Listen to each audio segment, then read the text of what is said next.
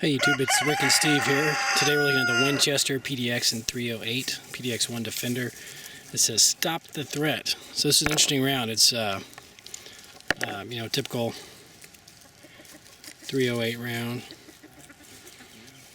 And what we have here is sort of two cores. We have sort of a powdered core and a retained second core that will expand. It's supposed to expand and allow adequate and dense penetration. So split core technology with a copper alloy jacket. You know, as usual, when we hear something is marketed as a defense round, we want to fire it indoors and see what it does through multiple interior rooms. I have no doubt this is going to zip through a bunch of interior walls. Probably go through a standard exterior wall.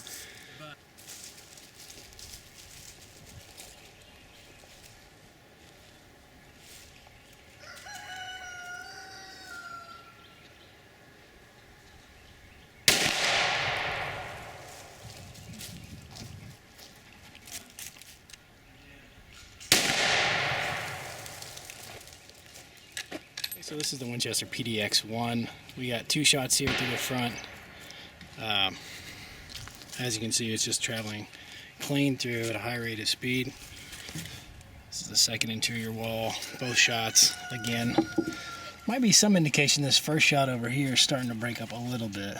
That could just be the wallboard, because over here looks like it's starting to turn a little bit instead of expand.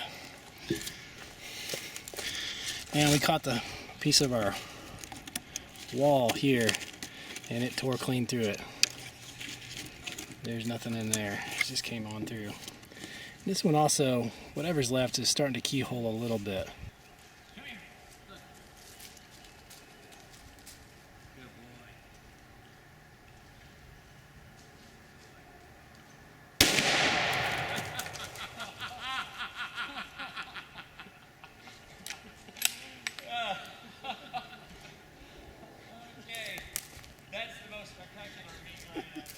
Okay, YouTube, this is Rick and Steve. We are looking at the Winchester Western PDX self-defense round in 308 caliber. And if you couldn't tell from the meat explosion, Steve was practically killed by flying pork ribs there. Very impressive. The entrance wound is what you would expect with a 30 caliber bullet in the ribs. Of course, it's going to crush any ribs in its way. Then into about a 12-pound pork shoulder. I think the bullet may have been a little sideways, or it was beginning to mushroom as it went through there. And then the results inside were just completely explosive. You can see pieces of bullet fragment in the meat, also here in the drywall stuck into it. This damage, of course, was caused by the meat hitting it. Exit wound right here. And then it looks like a piece of the bullet keyholed right through this bottom part. We did not find anywhere the remainder of that bullet, so it must have been just a large piece of jacket or core that bounced off.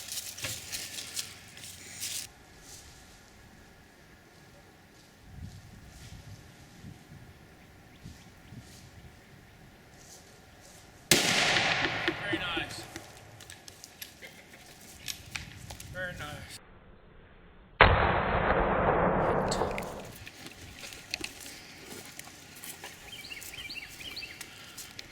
Hello YouTube, this is Rick and Steve again. We're firing those Winchester Western PDX rounds out of the 308, and Steve made a nice shot there. It looks like the bullet kind of fragmented about 3 inches into the ballistics gel and exited at about the 3-inch mark. The deepest penetration is 13 inches. Also, a section of the core somehow exited the side. How did it come out here? It should have popped through there if it hit there, you know what I mean? Yeah, unless it bounced off.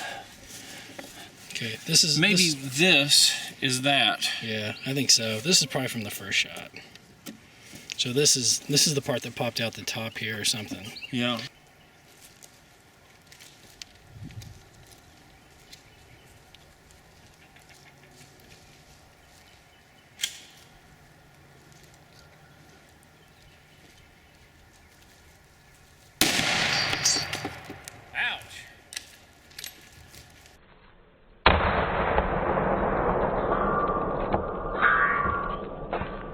So here's that second shot. As you can see, it's placed a little better, a little lower than the block on the front. Did some enormous downward damage to this. The pressure wave in that gel was immense. Just blew up right in the middle there.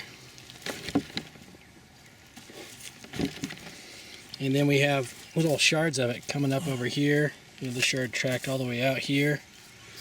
Another shard that looks like the main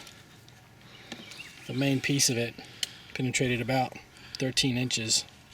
So it looks like your bullet began to expand at about an inch into it, and then reached its widest at about 2.5 to 2 3/4 inches. So it's pretty impressive. Perfect for a light target. And just about all this power was contained in the block. Nothing exited the block. Nothing significant exited the block. Right, so right. Let's dig that out and see what that looks like.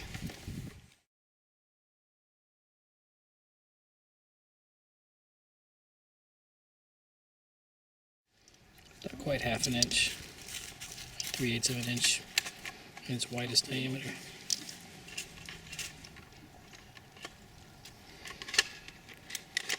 Very interesting.